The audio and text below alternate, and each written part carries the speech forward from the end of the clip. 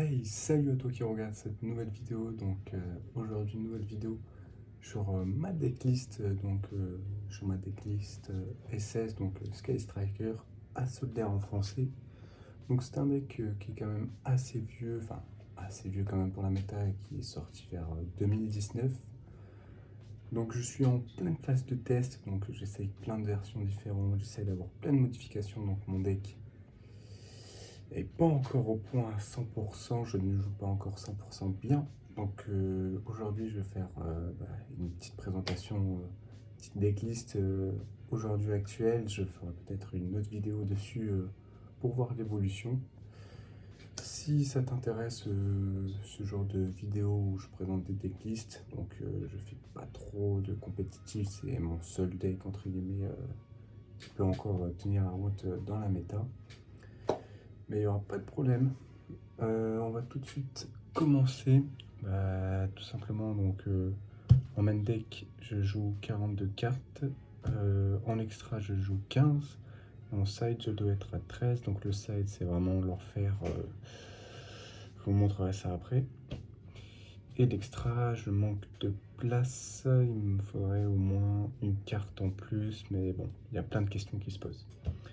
Pour le moment, on va s'attaquer au main deck. Donc tout simplement, on va commencer par les mains monstres.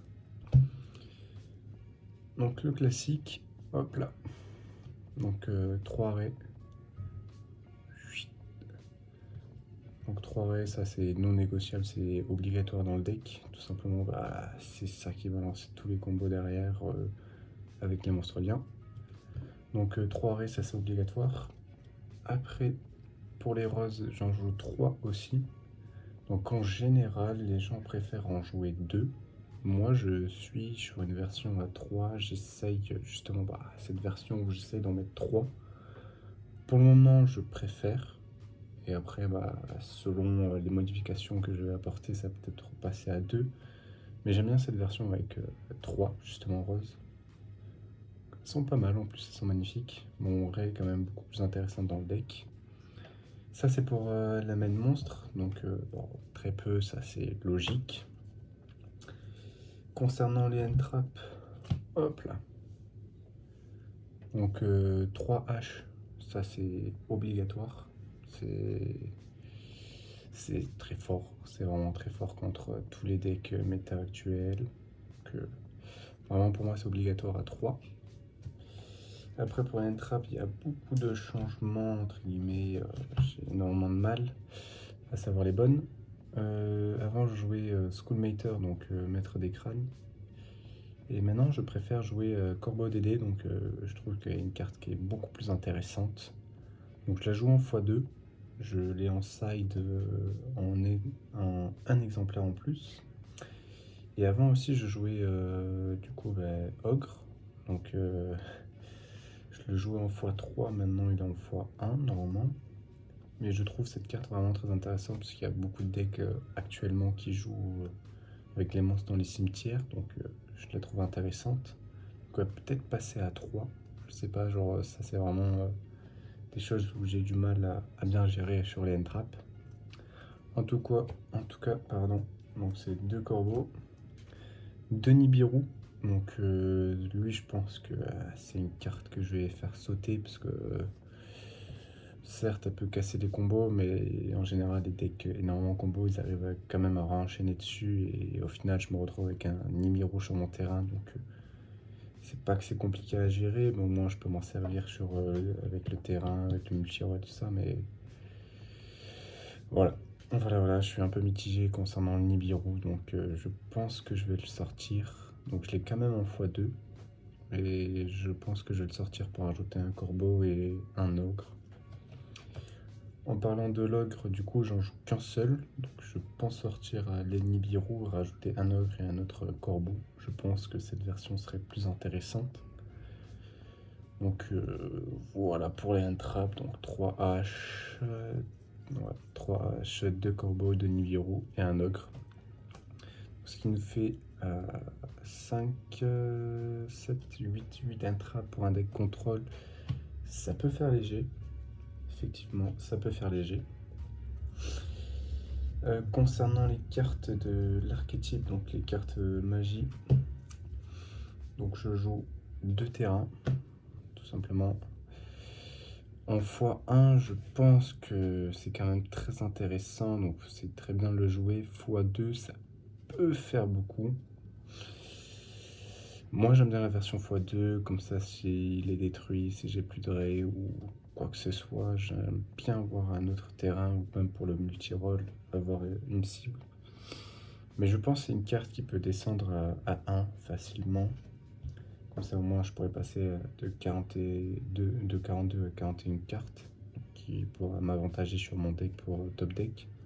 Donc je pense que c'est une carte qui peut passer à 1 aussi. Mais pour le moment, j'essaye à 2 depuis 2-3 mois et ça va, ça brille pas trop.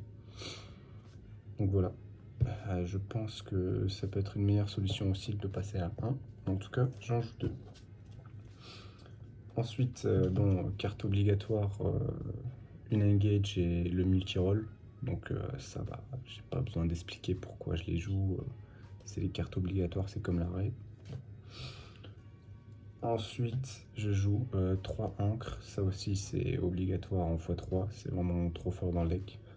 Tout simplement, c'est vraiment trop fort.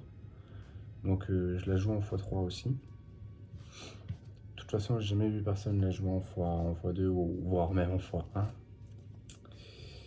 Ensuite, je joue 2 post-combustion, donc Afterburner. Donc c'est vraiment très intéressant. x3, c'est trop. Donc je la joue juste en x2, c'est pour moi le bon nombre. Ensuite, l'onde de brouillage, donc je la joue juste en x1.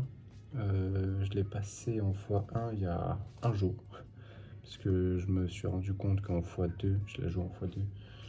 C'est un peu trop, parce que j'ai d'autres cartes plus intéressantes, comme le cyclone cosmique, tourbillon jumeau, qui peuvent être plus intéressants ouais, qui peuvent être plus intéressants même. Comme ça, au moins, le tourbillon, je peux défausser, je peux détruire même une NP en plus. Le cyclone, je peux bannir, parce que des fois, il y a des decks qui récupèrent justement leur magie. Donc, cette carte, la passer en 1, c'était obligatoire pour moi. Et après, bah, peut-être la passer à 0. Mais pour le moment, du coup, bah, comme c'est tout nouveau que je viens de la passer à 1, on va tester encore à 1. Ensuite, je joue 2 Shark Cannon. Donc, en général, des fois, les gens les voient à 3, voire à 2. Donc, moi, j'aime bien la version à 2. 3, je trouve que c'est trop, justement, parce que justement, j'ai les corbeaux. Donc, pour bannir, j'ai déjà 2. Là, j'ai déjà 2 aussi, donc ça fait 4. Donc, ça fait quand même pas mal. Surtout qu'après, bah, on peut utiliser callback ou ce genre de choses. Donc, 2 c'est bien, comme ça au moins ça peut me permettre aussi d'avoir des matériels pour avoir des gros monstres liens. Donc 2 pour moi c'est un très bon nombre, donc ça je pense pas le modifier non plus. Ensuite je joue le token, donc ça aussi pour moi c'est obligatoire. Au moins on peut quand même lancer si on n'a pas Ré ou Rose, donc pour moi c'est obligatoire, c'est vraiment obligatoire. Et après, je joue le Boost Eagle, donc pourquoi pas. Pourquoi pas, c'est très situationnel, mais ça peut sauver. Donc franchement, pourquoi pas. Donc ça, c'était pour les magies de l'archétype. Après, bah, on va jouer un Terra avec 2 mines. Donc c'est bien les voir là, le flash dans la gueule. Bon, bah, Terra, ça me fait un Terra en plus. Après, je joue 2 mines. Donc avant, je la jouais en x1. Mais si l'adversaire justement arrive à la gérer ou pour quelqu'un de raison elle est détruite, moi je peux essayer justement d'en avoir une deuxième. Donc pour moi x1 c'est très bien. x2 ça peut être encore mieux, mais situationnellement on peut briquer. Donc 1 c'est très bien et 2 c'est mieux, mais ça peut être moins bien sur certaines situations. Donc c'est pour ça que j'en joue x2. x3 c'est beaucoup trop. À part bah, s'il y a un full deck combo en face, on peut en rentrer un troisième. Voilà. Les deux, pour moi, je préfère jouer à deux, tout simplement. Après, bon, carte obligatoire, renfort de l'armée, tout simplement pour aller chercher Ré, hein. On va pas chercher Rose, on va préférer chercher Ré. Après, pour mes moteurs de pioche, donc j'ai ces deux-là, donc Upstart et le pot d'avarice. Donc le gobelin parvenu, on peut le side en deuxième game par exemple, si, si le temps approche. Et après, en pot d'avarice, au moins je peux recycler justement mes monstres liens avec ça. Et pour piocher deux aussi. Ensuite, ce qui a été remplacé justement par l'onde de brouillage, c'est le tourbillon jumeau. Donc moi, ça me permet de défausser. Donc si j'ai une carte magique qui me brique, je peux m'en débarrasser. Ça me fait une carte magie en plus au cimetière. Et après, je peux détruire jusqu'à 2 MP. Donc je la trouve vraiment plus intéressante que l'onde de brouillage. Donc c'est pour ça que je l'ai rentré à la place. Donc ça, je pense que c'est un très bon choix. Après aussi carte que je trouve très forte, très intéressante, donc le call by, donc ça me permet de bannir, donc j'ai déjà deux cartes qui bannissent, mais en plus ça va annuler les effets, et au moins sur certaines cartes combo, enfin sur certains decks ils vont partir avec une seule carte qui va faire énormément de choses, donc si on fait ça, ça peut être très intéressant. D'ailleurs même ça c'est très fort sur SS. Donc ouais, je trouve que ça c'est une carte très intéressante à jouer. Donc si on la joue, c'est vraiment en main deck et pas en side. Ça c'est pour moi quelque chose qu'on joue plus en main. Après, alors choix un peu curieux mais je fais. Donc c'est le sacrifice inutile. Donc c'est très rare de voir cette carte dans SS, mais au moins ça me fait une magie gratuite entre guillemets au cimetière. Et si par exemple j'ai invoqué un lien avec un jeton ou que je n'ai pas de ré, ou voilà, c'est un peu la merde entre guillemets, au moins je peux mettre une ré au cimetière et si j'ai un lien sur mon terrain qui a été invoqué par un token, au moins je pourrais faire l'effet de ré pour la réinvoquer, etc. Donc c'est un peu situationnel, mais au moins ça me fait une magie gratuite et dans ce genre de situation, je peux avoir l'effet rapide de ré qui pourra revenir sur le terrain. Donc pour moi, je trouve ça cool. Mais il faut l'avoir soit au début ou soit justement dans ce genre de situation que je viens d'expliquer. Donc c'est un peu situationnel, donc pourquoi pas. Moi j'aime bien la jouer, et après il faudra voir avec le temps, avec les petites modifications, justement si elle me brique trop ou si elle est intéressante à jouer. Ensuite j'ai joué un vieux combo, donc l'objet de sacrifice inutile, avec la fusion Métalphos. Donc au tout début je jouais les deux. À un bout d'un moment, j'ai enlevé les deux. Et là, j'ai remis les deux. Donc, je m'explique. Donc, déjà, ça me fait deux magies gratuites au cimetière. Et admettons que j'ai cette carte en main ou quoi que ce soit. Moi, ça peut me permettre aussi, pour mon terrain ou pour le multi-roll, de l'activer sur cette carte, de l'envoyer au cimetière. Et au moins, je peux la remélanger dans le deck et piocher un. Si je pioche cette carte par l'avenir ou par engage, enfin, si je suis amené à piocher cette carte, au moins je peux l'envoyer au cimetière et redéfausser cette carte et ensuite à chaque fois repiocher un. Donc je trouve le combo assez fort. Il faut que deux cartes, dans tous les cas, même si je prends H ou si je prends quoi que ce soit, au moins ça me fait quand même une magie dans tous les cas gratuite au cimetière, donc ça peut être très intéressant pour le deck. Donc c'est pour ça que je l'ai re-rentré et que je trouve quand même ça très intéressant. Donc la fusion Métalphos, ouais, avec le petit combo, je trouve ça quand même très intéressant. Après, deuxième rajout, donc c'est une carte piège, donc je l'ai rajouté depuis hier. Donc c'est le petit métaverse. Donc c'est limité. C'est une carte qui va me permettre justement, surtout pour le pardon, la mine. Au moins je peux poser, je la pose, après mon adversaire si je vois que ça peut plus la merde, je peux l'activer et mettre tout simplement ma mine. Donc je trouve cette carte quand même très intéressante. Puis au moins, si j'ai pas eu besoin de l'activer pendant le tour de l'adversaire, je peux activer pendant mon tour pour aller chercher un terrain s'il manque le terrain avec multi-roll et l'arrêt, par exemple. Donc c'est pour ça que je l'ai rajouté. Donc je sais que ça a été très joué dans SS, donc j'essaye maintenant de la jouer. Donc on va bien voir maintenant ce que ça va donner. Donc elle est en phase de test pour le moment.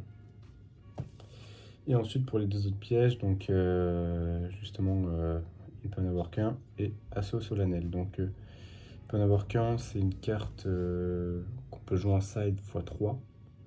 Je la joue en main x1 et dans mon side c'est le bordel et je pense la rajouter en x2 aussi dans le side parce que ça peut être vraiment très fort.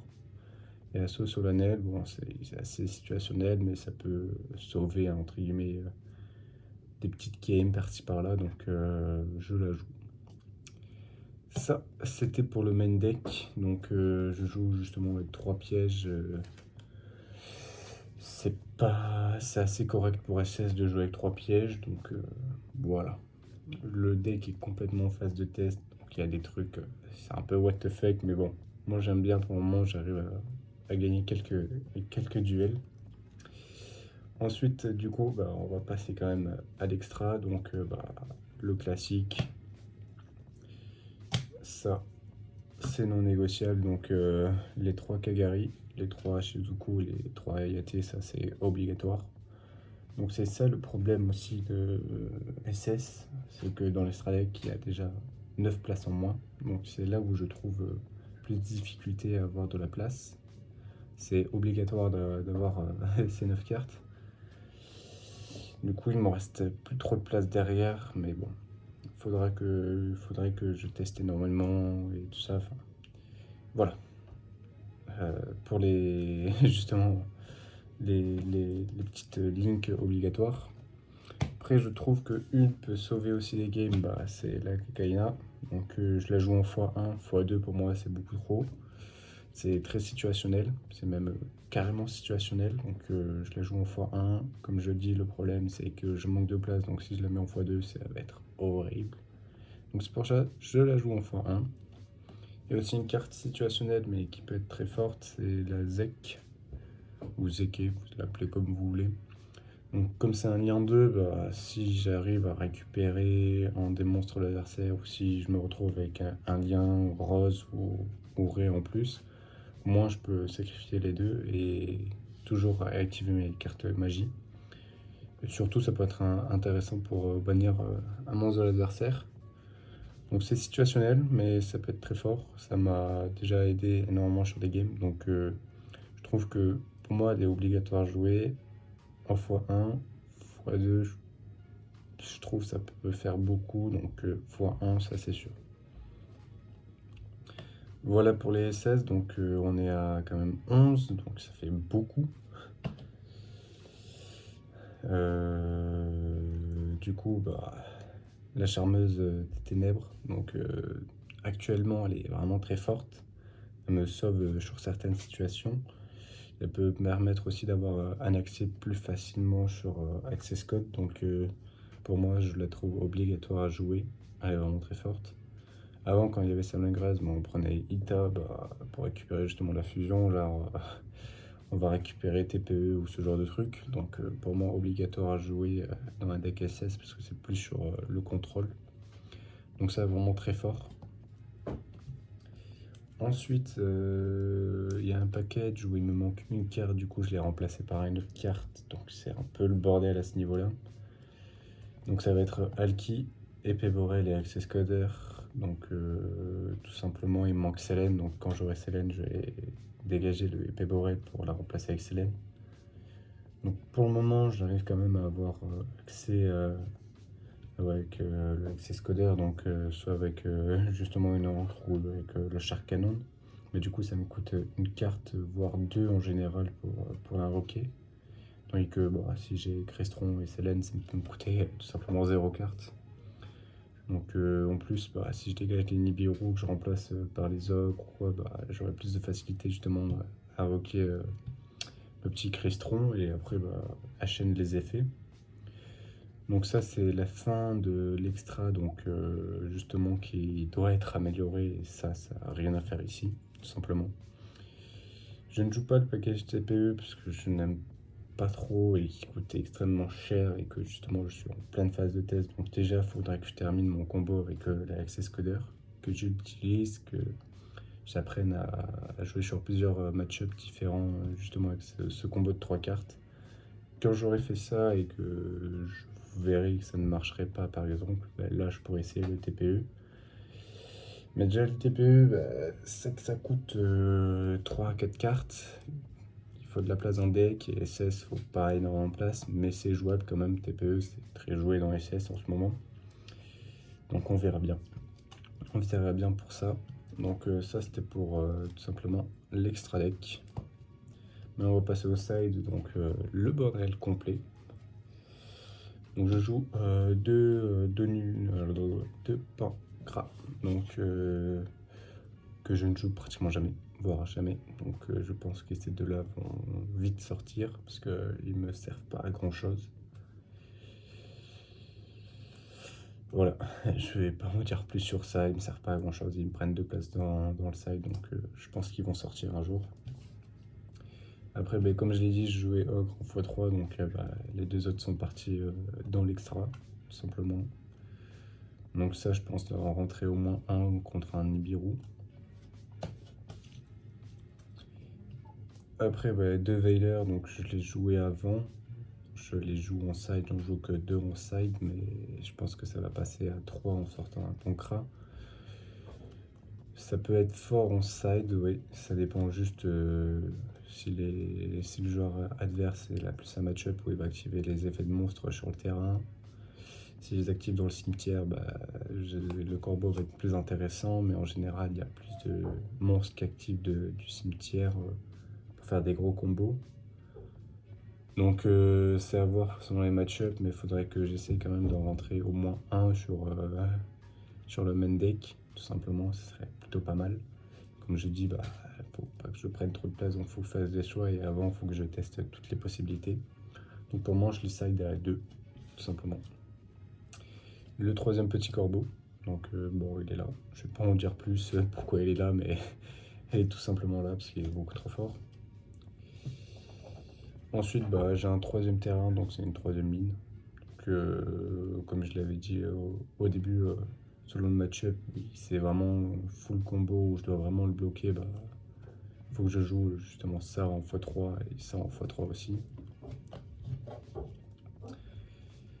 Après, pour les pets MP, j'ai un plumeau et 2 cyclones, tout simplement. Donc, plumeau qui va me permettre de détruire vraiment tout et les cyclones qui vont me permettre de bannir. Donc voilà, plutôt assez bon, c'est assez correct dans le side, donc je ne pense pas le changer. Après, j'ai un troisième petit shark cannon, donc si vraiment je dois bannir dans le cimetière ou vraiment essayer de lock à ce niveau-là, j'ai un troisième shark cannon. Donc c'est très situationnel, je l'ai rentré qu'une seule fois, pour le moment, genre en plusieurs mois.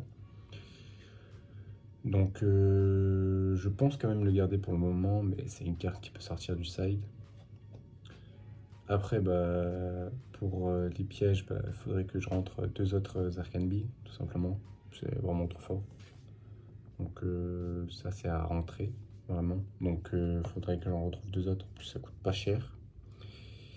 Et la dernière carte, donc c'est la force égale. Donc je pense en rentrer un deuxième, x3 je pense pas, mais un 2 oui.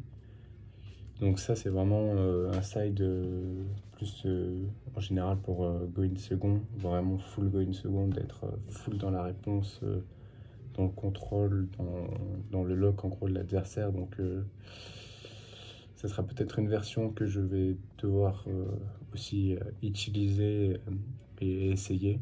Et pour le moment je préfère la jouer justement plus en side. Donc on verra pour ça.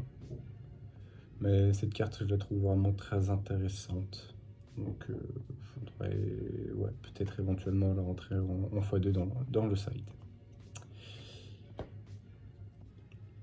Donc voilà, c'est fini pour cette petite decklist. Donc vous voyez que c'est un peu le bordel. Il y a quand même des petits combos intéressants sur les SS, sur tout ce qu'on peut faire. Donc pour moi, c'est pas la meilleure version, tout simplement, parce que justement, il y a des petites cartes qui sont en essai actuel qui combattent pas forcément très bien avec plus ou moins toutes les cartes. Donc c'est vraiment un deck qui est en phase de test complet. J'essaie vraiment d'amener ce deck à faire peut-être des résultats sur des tournois, enfin faire des bons résultats, parce que faire des résultats, on peut très bien en faire avec ce deck actuel, mais faire des très bons résultats, ça c'est une autre histoire. Donc si vous avez des idées, tout simplement pour améliorer, ou des cartes que je n'ai pas citées ou pensées sur la vidéo, vous pouvez justement le mettre en commentaire ou me le faire savoir. En tout cas, c'est un deck que j'aime énormément jouer. Vraiment, c'est un deck qui me plaît, l'archétype me plaît. Donc je pense vraiment rester très longtemps sur ce deck-là. En tout cas, merci à vous d'avoir suivi cette vidéo. Si vous voulez plus de contenu ou si vous voulez donner des idées, n'hésitez pas en commentaire. Et merci d'avoir visionné.